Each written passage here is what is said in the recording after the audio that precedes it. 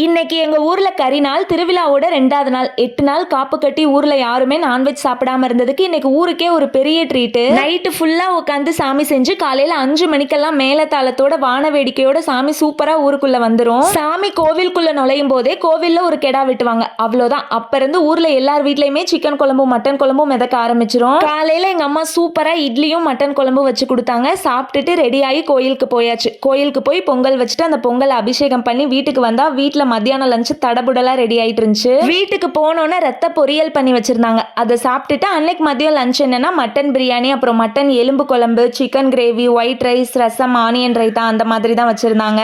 நான் ஆல்ரெடி சொன்ன மாதிரி 8 நாள் ஃபுல்லா நான்வெஜ் சாப்பிடாம இருந்ததுக்கு நல்ல திருப்தியா சாப்பிட்டாச்சு. அதுக்கப்புறம் ஊர்ல பாத்தீங்கன்னா ஒரு பெரிய கூட்டம். என்னன்னு போய் எட்டி பார்த்தா வரிக்கறி கொடுத்துட்டு இருந்தாங்க.